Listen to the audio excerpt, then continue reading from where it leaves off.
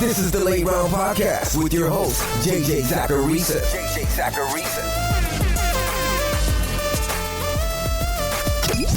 What's up, everyone? It's JJ Zachariason, the editor-in-chief at FanDuel and at NumberFire.com, and this is episode 208 of the Late Round Podcast, one of the many shows that are part of the NumberFire Podcast Network. Thanks for tuning in. One of the things that I do at the end of each fantasy football season is look at things at a macro level and see how the league seem to change from one year to the next. In doing so, you're able to get a good grasp on why some things went the way that they did in fantasy football, and you can try and determine whether trends are actually emerging or not. I did a podcast like this one last year where I talked about how passing efficiency was down, but there were reasons for it. We saw an absurd number of quarterback injuries last year. That was one of the main reasons. When you've got a ton of backup quarterbacks starting for teams, you're bound to see less effectiveness through the air. And things certainly bounced back in 2018. According to NumberFire's expected points model in 2017, quarterbacks were adding about 0.06 expected points per dropback. That came after years of increased efficiency. The 2016 season, so the one before that, saw quarterbacks add 0.12 points per dropback. That's double the efficiency than what we saw the following year. That was the first obvious sign that 2017 was an outlier. A lot of people were screaming that the run game is back, but we didn't have enough evidence to say that. And then in 2018, so this past season, that per dropback number went back up to 0.11. It jumped right back to where things were trending. But there were some things that remained consistent in 2018 over 2017. And those things should shape the way that you and I think about building our fantasy football teams, whether it be redraft or in Dynasty. If you played fantasy football this year, which I'm sure that you wouldn't be listening to this podcast if you didn't, but you probably noticed, or you at least may have felt, that elite running backs were the players who were giving teams the biggest edge in the game. And when you look at the points per game averages from the top backs this year, that was pretty much the case. Of course, there's Patrick Mahomes and maybe Kelsey, Ertz, and Kittle, but there was a group of running backs who were far superior to the rest of their position by a pretty dramatic margin. At wide receiver, things dropped off pretty steadily. Davante Adams had the highest points per game rate, but he was just a little bit better than Antonio Brown, who was a little bit better than DeAndre Hopkins, and so on. So when I see this, I ask myself, why? What did these elite assets have that other players at their position didn't? And are we seeing things happening that are actually favoring those players?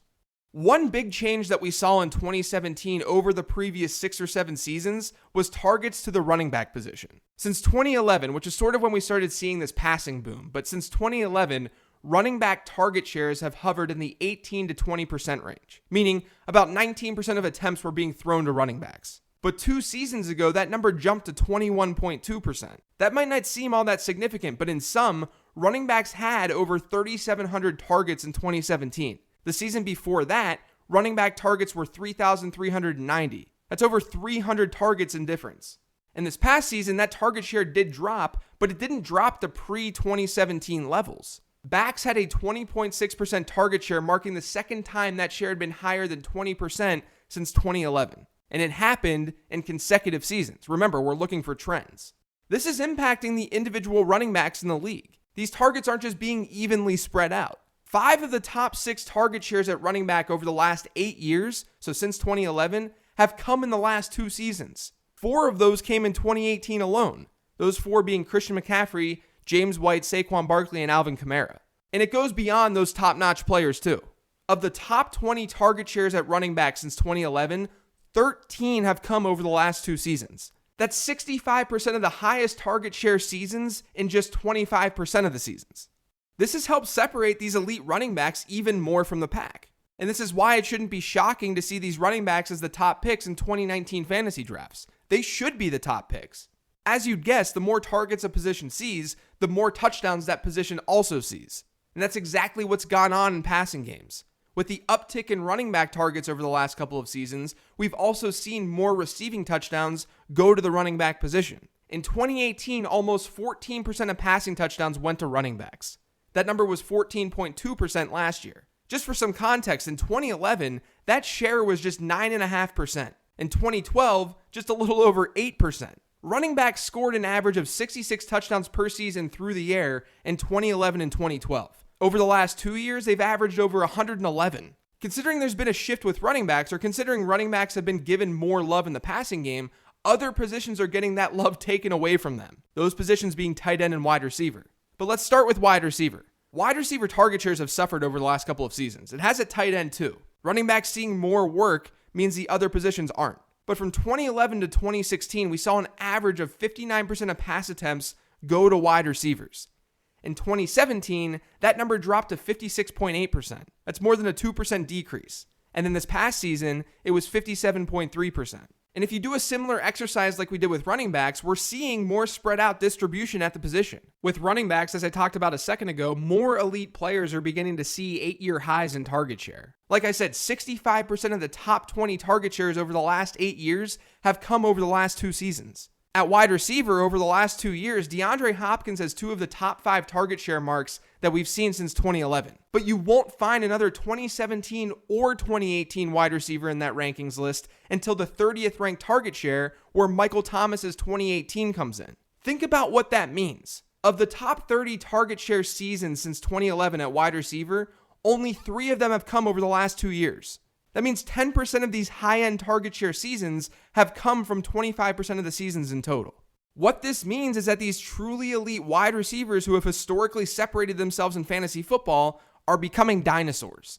Now again, this is looking at things from a macro level. We're analyzing this from a bird's eye view, and we're only looking at target share. But I will say the main reason for that is because volume drives everything in fantasy football. Without the volume, you won't see yards, receptions, and touchdowns. One positive thing that came from 2018 for wide receivers was that there was a jump in wide receiver touchdown scoring, and that seemed to come at the expense of tight ends. The 2017 season saw wide receivers score 58.7% of all passing touchdowns. That was by far an 8-year low, or since 2011. But that rebounded in 2018. That rebounded last year. Last season, wide receivers had a touchdown share of 62.8%. That was actually higher than the average that we had seen from 2011 through 2016. Wide receivers were scoring a higher percentage of the passing touchdowns. Meanwhile, tight ends really did suck ass.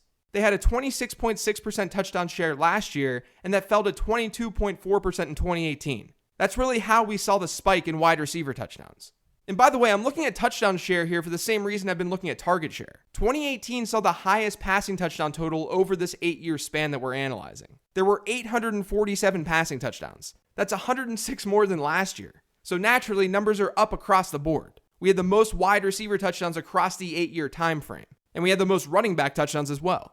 But those are raw numbers. We need to look at the percentage of touchdowns to really see how things are changing. But like I said, the wide receiver touchdown share shot back up last year, and that's a good thing. But it does present something pretty interesting from a regression standpoint. If we're seeing target share numbers drop, or at least if they're lower than what we've seen from 5 years ago, but touchdown share numbers are stagnant, does that mean that we're bound to see a smaller share of touchdowns going to wide receivers next year? If they're not seeing as much volume, we should expect them to not see as many touchdowns. And if we do, that most definitely hurts the position from a fantasy perspective. And I do think it would only make sense for that to happen given what we're seeing. Here's the thing though, I made this same comment last season and I feel like it needs to be reiterated. When we look at these types of macro trends, we often do the opposite of what we really should be doing. Here's what I mean by that. Heading into last year, a lot of people felt good about the depth at running back. Or maybe I should say they may have thought that there were about 20 or so running backs who had a chance to be true bell cows. And that was more than previous seasons. Even if that number is a little bit lower in your mind, I'm mostly just saying that we were looking at more bell cows last year than the year prior. But for some reason, many were using this as a reason to get running backs early in fantasy drafts. But really, the opposite should have been happening if you felt that way. When we have more of something, that something becomes less valuable, not more valuable. And that brings forth somewhat of a dilemma for fantasy managers in 2019. We know there are a very select group of running backs who are seeing volume on the ground and now more through the air. Considering the rise in running back target share and how that's benefited elite backs, it makes sense to continue to draft those players early. But if there are fewer and fewer wide receiver unicorns, that means that if there's a wide receiver who has a chance to hit a 30% target share and be an outlier, then that player becomes more valuable. The problem is, do we really know who that wide receiver is going to be? That's the big question that we're going to face in 2019.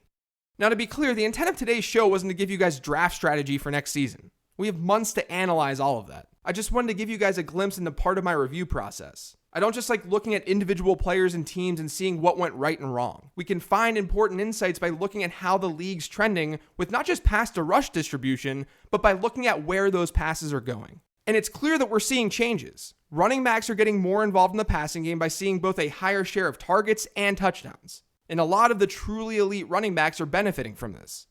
That's making the top running backs even better than they were just a few years ago. Meanwhile, wide receivers and tight ends are taking a hit as a result. It's not necessarily dramatic, but it's something.